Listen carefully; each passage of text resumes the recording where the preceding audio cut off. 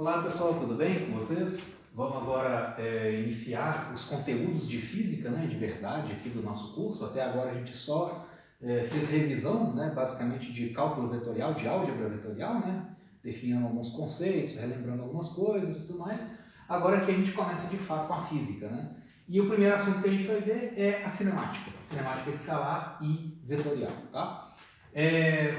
Eu falei para vocês lá no primeiro vídeo, né, no vídeo 2, né, aqui de Física 1, que basicamente o objetivo da mecânica clássica, né, também chamada de mecânica newtoniana, é compreender o movimento dos corpos na natureza, né, o movimento macroscópico das coisas. Tá? Então, para a gente fazer isso, a gente precisa definir, né, uma série de grandezas, uma série de variáveis, né, de elementos teóricos que vão permitir a gente fazer um estudo quantitativo do movimento e compreender esses movimentos. Né?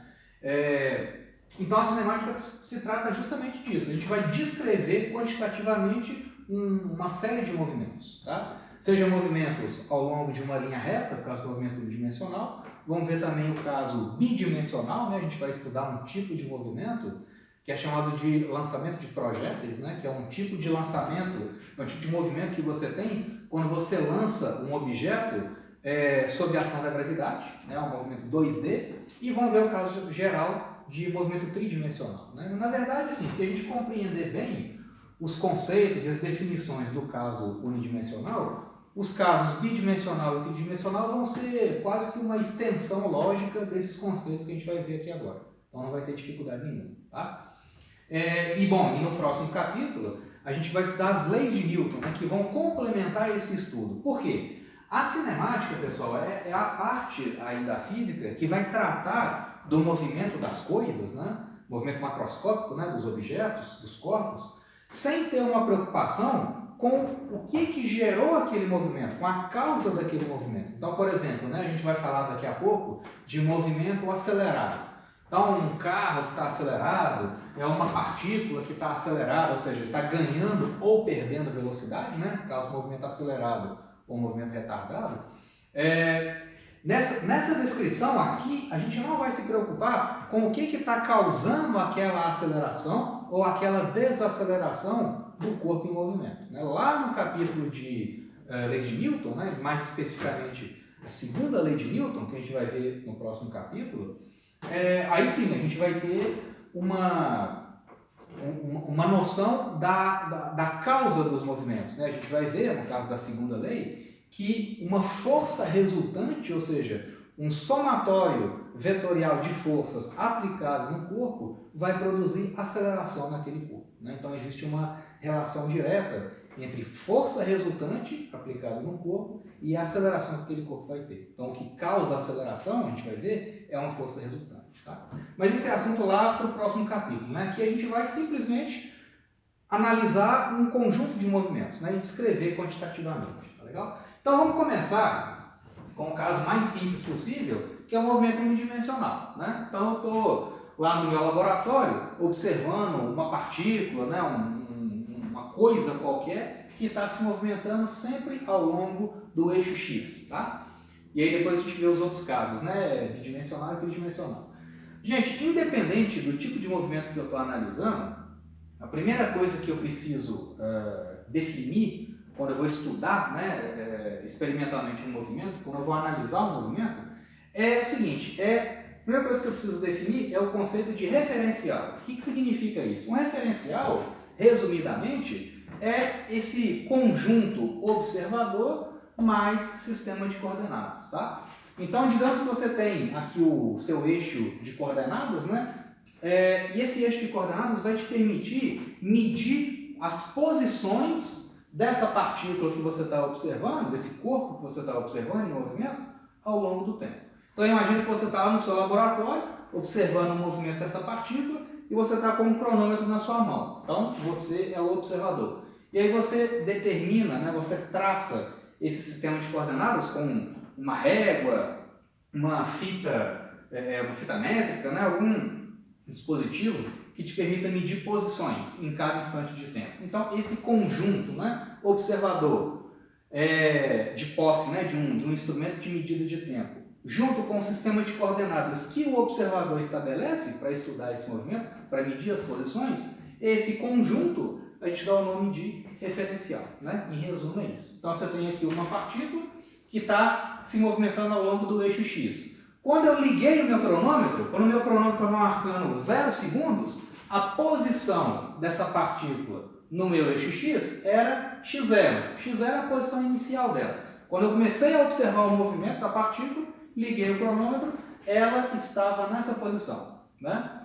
Aí você define lá também uma origem, né, uma origem lá para o seu sistema de coordenadas, né? No caso o eixo X. E aí quando o seu cronômetro está marcando t segundos, 1 segundo, 2 segundos, 3 segundos, 10 segundos, seja lá o que for, quando o seu cronômetro está marcando t segundos, a posição da partícula é x de t, ou seja, a posição dela naquele instante de tempo.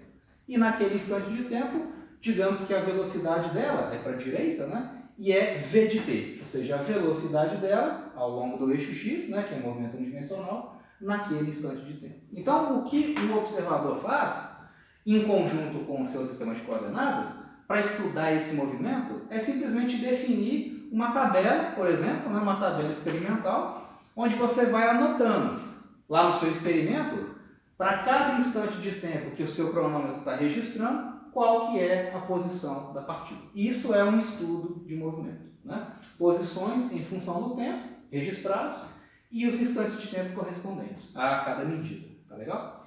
Então, isso, de uma forma bem geral, isso é um estudo, uma análise de um movimento de um corpo qualquer. Tá bom?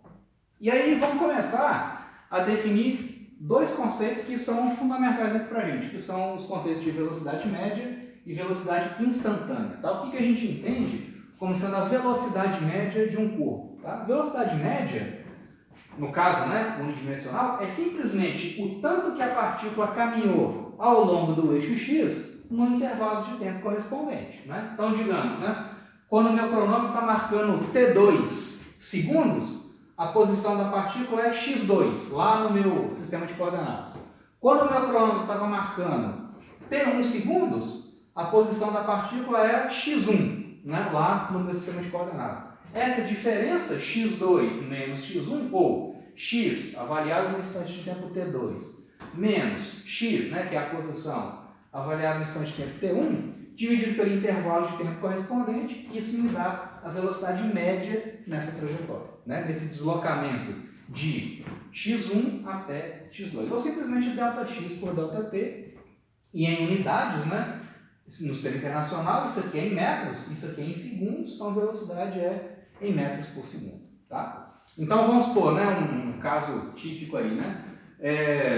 Digamos que uma pessoa, né, um turista lá sai de Belo Horizonte e vai até uma cidade do interior de Minas que está a 100 km de distância de Belo Horizonte. Claro que aí já não é movimento unidimensional, né? O movimento não é em linha reta, né? Mas só para a gente exemplificar o conceito de velocidade média. Digamos que a pessoa sai daqui de Belo Horizonte e vai lá para uma cidade aí do interior que está a 100 km de distância, tá? E ela gasta 2 horas nesse trajeto. Então qual que é a velocidade média? Vai ser o deslocamento dela, né? O tanto que ela caminhou, os 100 km, no intervalo de tempo correspondente de 2 horas. Então você vai ter uma velocidade média de 50 km por hora. Isso não significa que a pessoa ficou o tempo todo, ao longo da trajetória, não significa que ela ficou o tempo todo nessa velocidade de 50 km por hora. Ora, o motorista pisou no acelerador, andou mais rápido, ora ele freou, ora ele pode ter ficado em repouso, né? Fez uma parada lá no meio da estrada, enfim. Mas o fato é, a distância total pelo tempo total vai me dar uma velocidade média de 50 km por hora. Ou seja, a velocidade média ela vai fornecer para a gente uma noção, né, uma indicação da rapidez daquele movimento. Não significa que a pessoa manteve o tempo todo essa velocidade. É simplesmente uma velocidade média. É um valor indicativo, tá? Um valor representativo do movimento. Tá? Está aqui também só uma observação, né, como que a gente converte, né, as duas unidades mais comuns aí de medidas de velocidade, né, que é o quilômetro por hora e o metro por segundo. Também isso aqui não é novidade para vocês, né? Mas vamos relembrar. 1 km por hora, em metros por segundo, como é que fica? 1 km são 1000 metros. 1 hora, bom, 1 hora tem 60 minutos, cada minuto 60 segundos. Então, 1 hora tem 60 vezes 60, 3.600 segundos. Né? Então, dividir isso aqui por 1000, em cima e embaixo, né? Dividir isso aqui por 1000, aqui em cima então vai cortar esses 3 zeros. Quando você dividir aqui por 1000, vai ficar embaixo 3,6, né? Você anda 3, para cá. Então, 1 km por hora é igual a 1 sobre 3,6 metros por segundo. Então, digamos que você tem 100 km por hora, você quer converter para metros por segundo. Então, multiplica aqui por 100 e aqui por 100, né? Os dois lados aqui da equação. Então, 100 km por hora é 100 dividido por 3,6 metros por segundo. Ou seja, se você tem uma velocidade medida em km por hora e quer converter para metro por segundo, você divide por 3,6. Se for o contrário, você multiplica. Né? De metro por segundo para km por hora, você multiplica por 3,6. Né? Sempre que bater a dúvida, sempre que você confundir, pô, daqui para cá eu multiplico ou divido por 3,6 e vice-versa. Bateu a dúvida, faz a conversão. 1 km por hora é, fazendo esse cálculo aqui, né, dá 1 sobre 3,6 metros por segundo. Então você sabe que daqui para cá, você tem que dividir por 3,6. Tá? Aí não erra mais. Tá legal? Então tá, gente. Lembrando, sabendo então, definindo o conceito de velocidade média, no caso aqui unidimensional, né, que é o que a gente está estudando, vamos trabalhar agora com o conceito de velocidade instantânea. Tá? Então eu não quero agora saber simplesmente ter um indicativo da rapidez do movimento depois de um deslocamento grande da partícula. Né? Eu quero saber a velocidade, quero definir agora a velocidade dela em cada instante do movimento, ou seja, a velocidade dela no início, a velocidade em t igual a t1, a velocidade em t igual a t2 e por aí vai. Tá? Conhecida a trajetória, né? Conhecida a função x de t, que descreve o movimento da partícula ao longo do tempo, eu quero ser capaz de obter uma expressão para velocidade em função do tempo. Né? Então, conhecido x de t, como que eu obtenho a velocidade em função do tempo? Ou seja, a velocidade em cada instante do movimento. É isso que eu quero fazer agora. Tá? Então, digamos que eu estou observando lá o movimento dessa partícula lá no meu laboratório, e aí faço essas anotações, né, de posição em função do tempo, os instantes de tempo correspondentes, pego isso aqui e vou representar num gráfico. Né? Então, vou plotando lá no meu gráfico, lá no computador, a posição da partícula, né, em cada instante de tempo em função de t. Então, aí digamos que eu faço várias medidas, né, de posição e várias medidas de tempo, e aí eu tenho essa curva aqui. Ó, tá? Então, essa tabela representada no gráfico x em função de t vai me dar essa linha preta aqui. Ó, tá legal?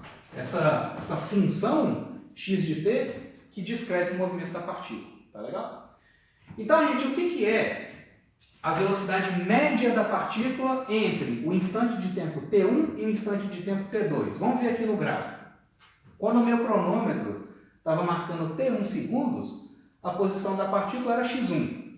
Quando o meu cronômetro está marcando t2 segundos, a posição da partícula no meu sistema de coordenadas é x2. Então, o que eu defino como velocidade média entre esses dois instantes de tempo? Velocidade média é o tanto que ela caminhou, ou seja, ΔX, né, o x final menos x inicial, que é essa altura aqui, né? x2 menos x1 vai me dar esse intervalo aqui, né? Então, x2 menos x1 dividido pelo intervalo de tempo correspondente, que é t2 menos t1.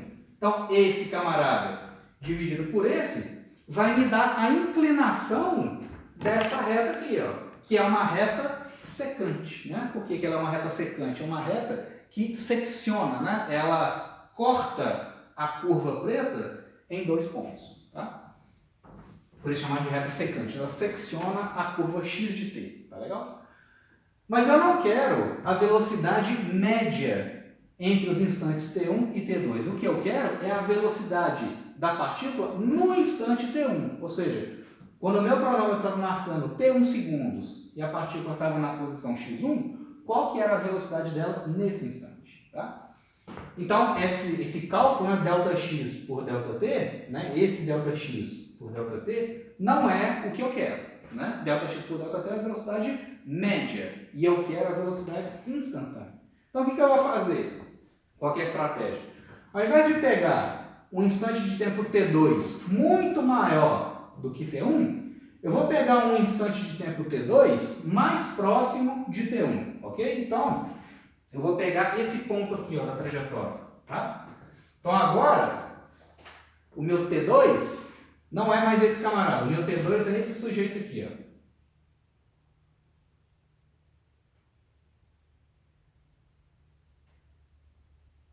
Então, o meu T2 era esse camarada, agora eu tenho esse camarada aqui, ó. Beleza? Então, o meu ΔT agora vai mudar. E o meu ΔX também. Então, agora pegando um instante de tempo T2 mais próximo de T1, como é que vai ficar? Vou ter agora essa reta secante aqui, ó.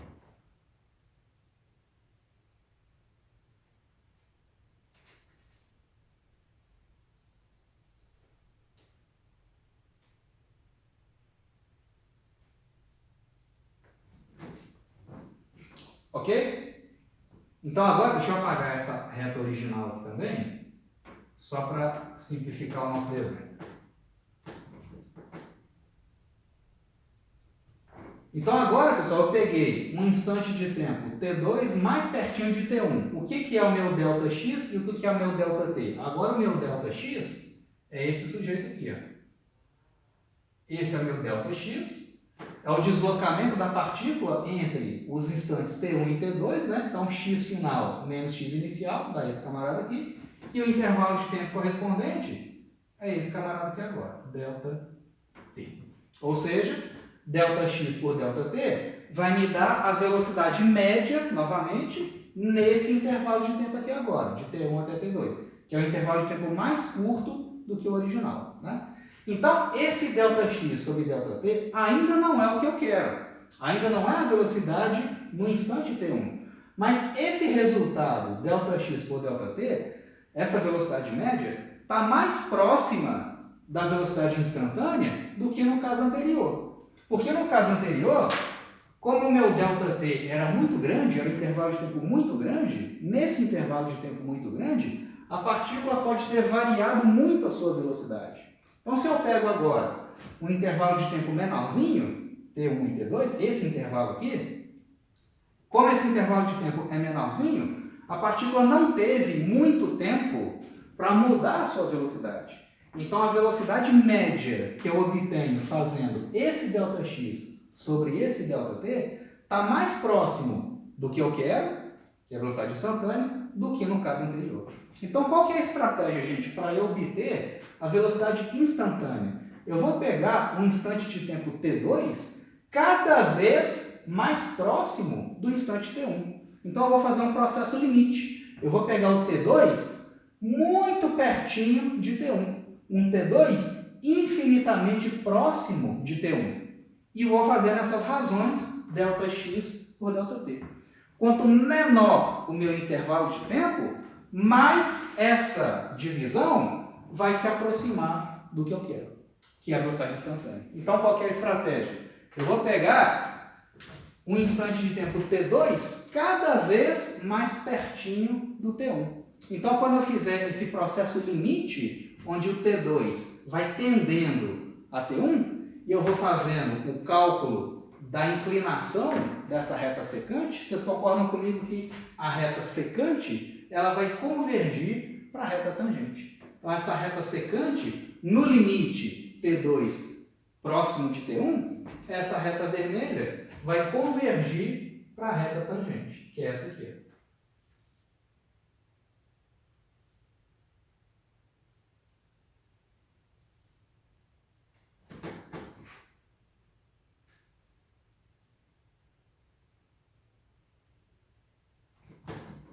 Então, no limite T2 tendendo a T1, a reta secante vai se aproximar cada vez mais da reta tangente. Esse azul aqui, ó, é a minha reta tangente.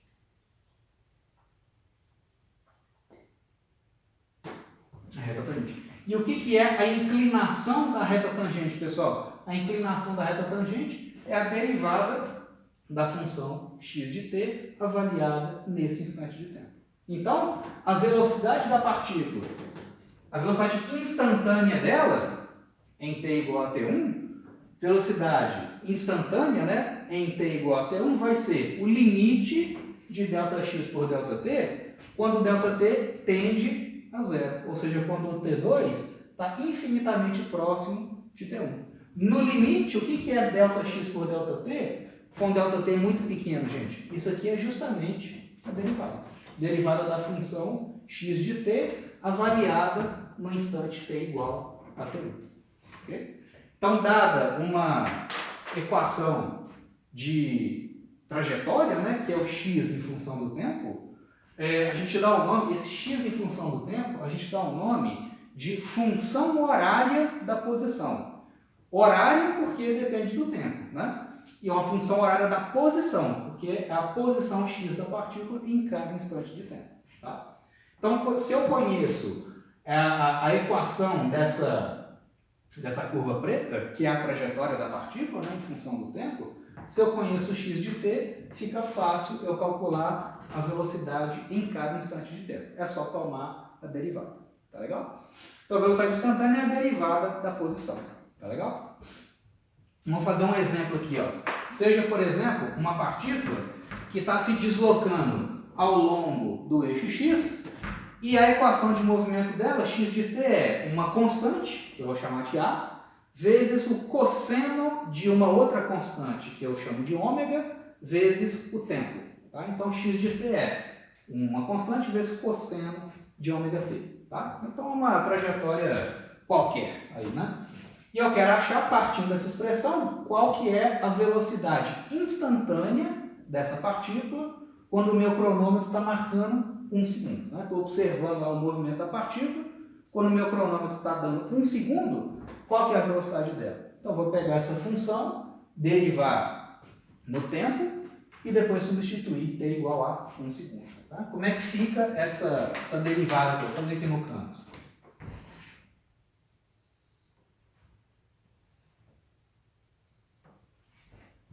Então, a velocidade da partícula, no instante de tempo 1 segundo, vai ser o que, gente? É a derivada dessa função avaliada no instante t igual a 1 segundo. Tá legal? Então, vamos ver como é que fica a derivada dessa função aqui no tempo. O a é uma constante, não deriva, então vai ficar a vezes.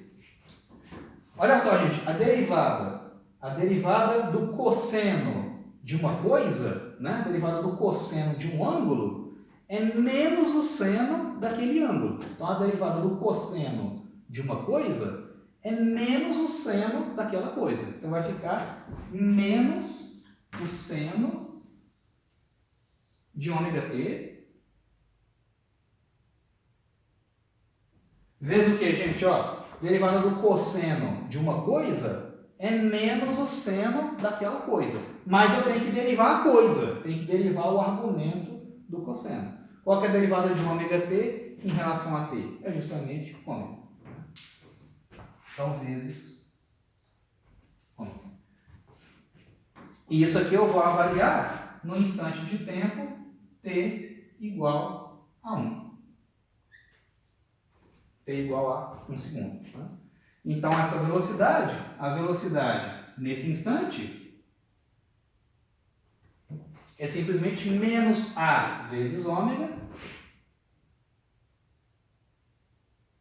vezes o seno de ômega.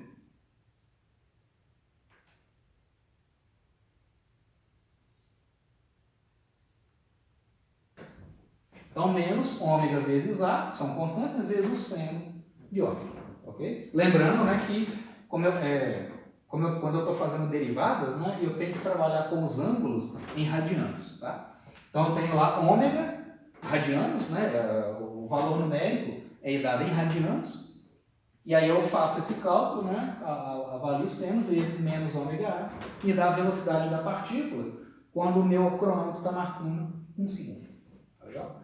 Só de curiosidade, gente, esse movimento aqui, ó, x igual a uma constante vezes cosseno de ômega t, é uma função matemática que descreve um sistema massa-mola. Então, se você pega uma partícula, uma caixinha, né, pode ser uma gominha, essas gominhas aí que a gente usa no dia a dia, né, você pega uma mola ou uma gominha e amarra isso num bloco, em alguma coisa, né, e prende isso aqui na parede. Né? Aí você põe na horizontal, uma mesa bem lisinha, né, bem polida, deforma essa mola ou essa gominha e solta. Né? A partícula, no caso essa caixinha, ela vai oscilar periodicamente em torno da posição de equilíbrio. E a função matemática que descreve essa oscilação, em função do tempo, é uma coisa desse tipo. Né? É uma amplitude, é um valor, né, um constante, vezes o cosseno de uma outra constante, que tem a ver com a frequência do movimento, vezes o tempo. Tá vendo? Então, é a equação de movimento de um sistema massa-mola. Tá? Um caso particular aí de movimento unidimensional. Beleza, gente. Então, agora, dadas essas definições, né, de velocidade média e velocidade instantânea, vamos agora ver o caso mais simples de movimento, né, para a gente descrever, que é o caso do movimento unidimensional e com velocidade constante, ou seja, o movimento retilíneo uniforme. Tá? E depois, na sequência, a gente vê os movimentos acelerados.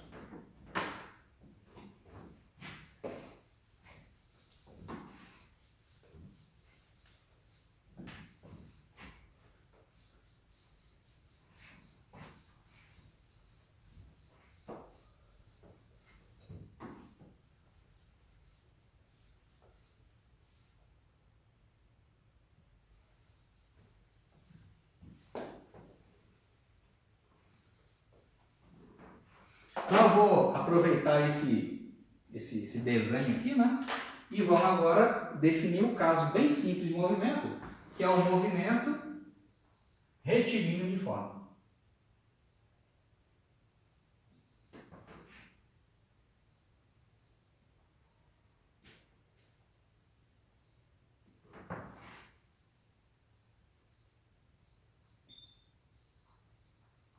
Eu também chamo de MRU, né? Movimento retilíneo uniforme.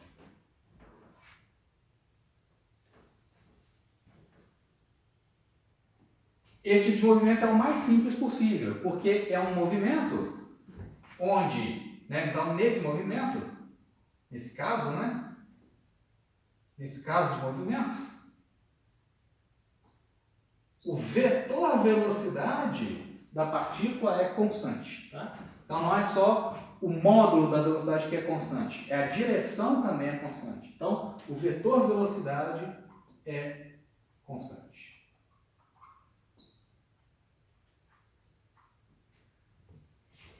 Então vai ser um movimento sempre em linha reta e sempre com a mesma rapidez. Né? Então aqui, ó, representando isso no sistema de coordenadas, né, aqui no eixo x, essa velocidade não vai ser uma função do tempo. Essa velocidade vai ser constante. Esse v é igual a uma constante. Um vetor sempre constante. Aponta sempre na mesma direção e com o mesmo módulo. Legal? Então, como é que fica, gente? Como é que será que fica por exemplo, a equação de movimento? Como é que fica a posição da partícula em função do tempo? Como é que fica a expressão matemática para esse tipo de movimento? Ué, olha só.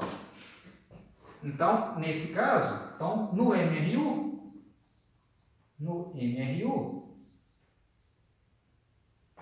a velocidade, o valor numérico, né, da velocidade, é sempre dx dt, que é constante.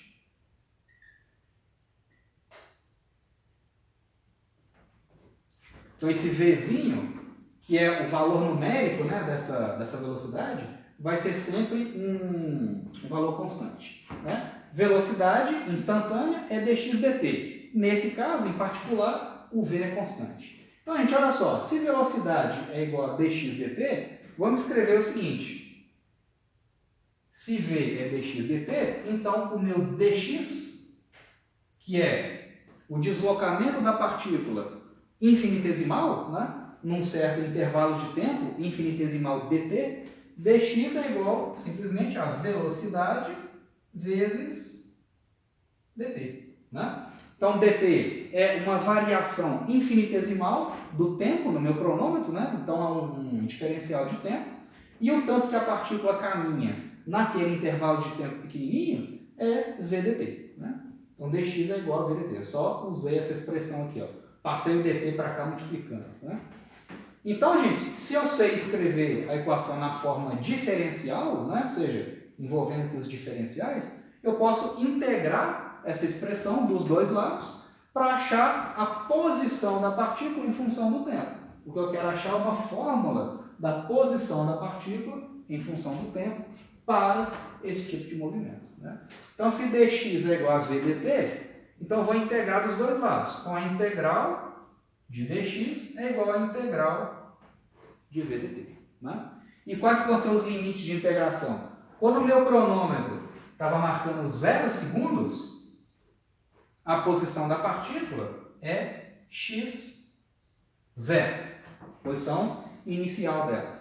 Quando o meu cronômetro está marcando t segundos, um valor qualquer, né, de tempo, a posição da partícula é x de t. Como essa velocidade aqui é constante, no caso do MRU, eu posso tirar ela da integral e aí fica trivial fazer a integral. Né? Então isso implica o seguinte, que integral de dx vai ser x final menos x inicial. Então a posição da partícula num certo instante de tempo menos a posição inicial dela é igual v, eu tiro da integral, vai ficar velocidade, vezes, a gente que é a integral de dt de 0 a t, isso é o próprio t. Isso é o próprio tempo. Né?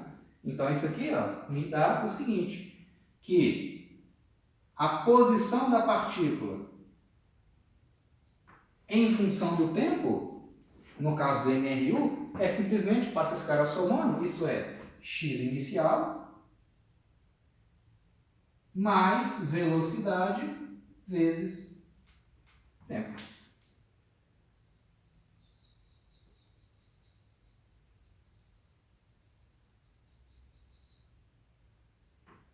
Então, isso aqui é a função horária da posição da partícula, né? É a posição dela em cada instante de tempo.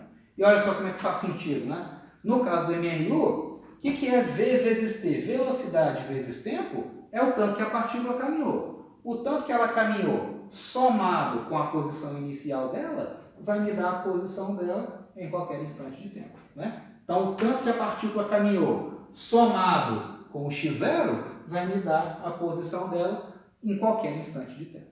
Tá? Se eu represento isso aqui num gráfico, né, num gráfico de x, um gráfico desse tipo aqui, né, de x em função do t, de t para o movimento retilíneo uniforme, que tipo de gráfico que vai ser isso aqui, gente? O x0 é uma constante, o v é uma constante, isso aqui vai ser uma equação de primeiro grau, isso vai ser uma reta. Né? Uma reta cuja inclinação é justamente a velocidade. Então vamos ver aqui, ó. Para a gente finalizar esse vídeo 8, e depois a gente fala de movimento acelerado.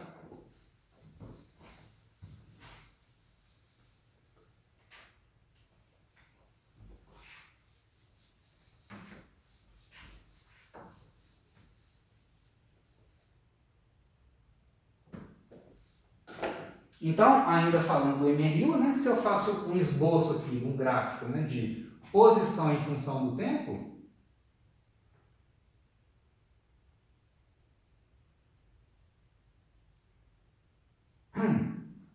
x de t em função de t. Né? Aqui é a minha origem.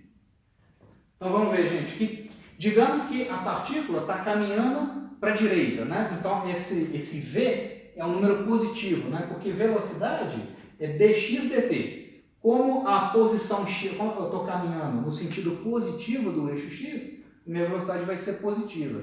Então isso aqui vai ser uma reta crescente, né? x0 é o coeficiente linear dessa reta, né? Onde ela corta o eixo vertical. Então, quando o meu cronômetro está marcando 0 segundos, a posição da partícula é x0.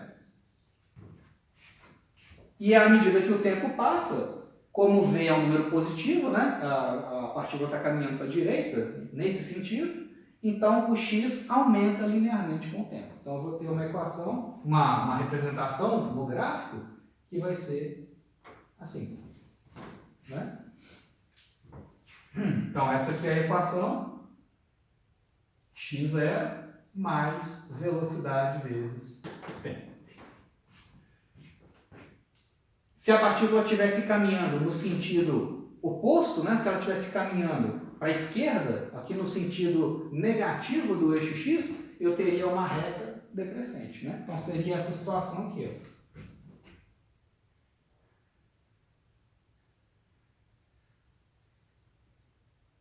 Então, de novo, posição em função do tempo.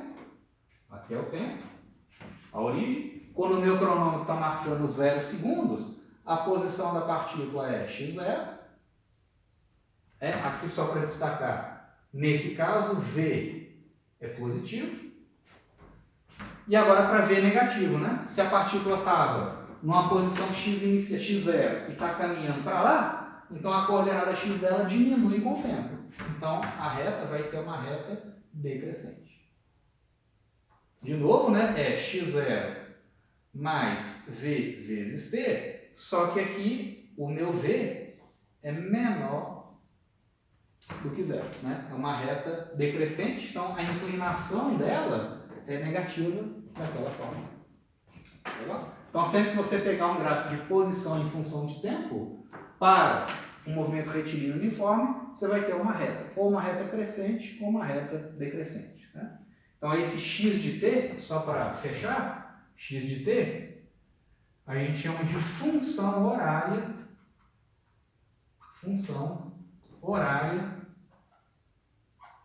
da posição. Função horária